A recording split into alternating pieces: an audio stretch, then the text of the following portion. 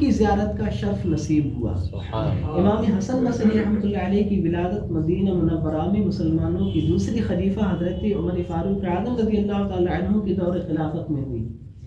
ولادت کے بعد آپ کو امیر المومنین حضرت عمر فاروق اعظم رضی اللہ تعالی عنہ کی خدمت میں حاضر کیا گیا۔ انہی کی خواہش پر آپ کا نام حسن رکھا گیا۔ سبحان اللہ۔ آپ کی والدہ محترمہ مسلمانوں کی امی جان حضرت ام سلمہ رضی اللہ تعالی عنہ کی کنیز تھی، یعنی حضرت حسن بصری رضی اللہ تعالی عنہ کی والدہ ام المومنین حضرت ام سلمہ رضی اللہ تعالی عنہ کی کنیز تھی۔ منقول ہے کہ جب امام حسن بصری رحمۃ اللہ علیہ کی والدہ محترمہ کسی کام میں مصروف ہوتی اور آپ رونے لگتے تو ام المومنین حضرت ام سلمہ رضی اللہ تعالی عنہ فرط محبت میں آپ کو چپ کروانے کے لیے اپنا دودھ پلا دیا کرتی تھی۔ سبحان اللہ۔ علماء فرماتے ہیں کہ ام المومنین حضرت ام سلمہ رضی اللہ تعالی عنہ کے واسطے سے امام حسن بصری رحمۃ اللہ علیہ کو سرکار علی وقار مدینے کے تاجدار صلی اللہ علیہ وسلم کا فیضان نصیب ہوا۔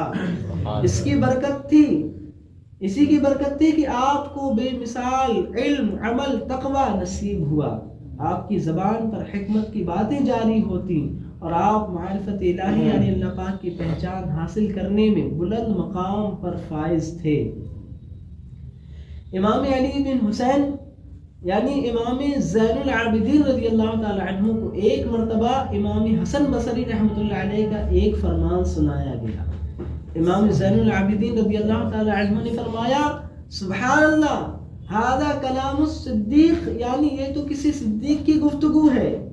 سبحان اللہ، صدیق ولایت کا سب سے اونچا رتبہ ہے، یعنی امام حسن بصری رحمۃ اللہ علیہ ولایت میں صدیقیت کے درجے پر فائز تھے۔ رجب المرجب 110 ہجری میں آپ کا وصال ہوا۔ وقت وصال آپ کی عمر مبارک 88 سال تھی۔ بصرہ میں نماز جمعہ کے بعد آپ کی نماز جنازہ ادا کی گئی جس میں کثیر لوگ شریک ہوئے۔ آئیے امام حسن بصری رحمۃ اللہ علیہ کی ایک خوبصورت نصیحت سنتے ہیں۔ ایک مرتبہ امام حسن بصری رحمۃ اللہ علیہ ایک جنازے میں شریک ہوئے۔ میت کو دفن کرنے کے بعد آپ نے ایک شخص سے فرمایا، محترم اسلام بھائی توجہ کے ساتھ سنیے، آپ نے میت کے دفن کرنے کے بعد ایک شخص سے فرمایا کہ آپ کا کیا خیال ہے کہ یہ شخص جسے ابھی ہم نے دفن کیا ہے کیا یہ دنیا میں واپس آنے، زیادہ سے زیادہ نیک اعمال کرنے اور اپنے گناہوں سے توبہ کرنے کی خواہش نہیں رکھتا ہوگا؟ اس شخص نے کہا ہاں ضرور یہ اس کی خواہش رکھتا ہوگا۔ امام حسن بصری رحمۃ اللہ علیہ نے فرمایا پھر ہمارا کیا حال ہے، ہم اس میت کی طرح کیوں نہیں ہو جاتے، یعنی ہمارے پاس ابھی مہلت ہے، ہم دنیا میں موجود ہیں، پھر ہم نیکیوں کی طرف کیوں نہیں بڑھتے، گناہوں سے توبہ کیوں نہیں کر لیتے۔ یہ فرما کر امام حسن بصری رحمۃ اللہ علیہ چل پڑے۔ آپ کہتے جاتے تھے اگر دل زندہ ہو تو ان جنازوں سے بڑھ کر کیا نصیحت ہوگی۔ سبحان اللہ۔ اسلام بھائیو غور کریں، آپ نے فرمایا کہ اگر دل زندہ ہو تو ان جنازوں سے بڑھ کر کیا نصیحت ہوگی۔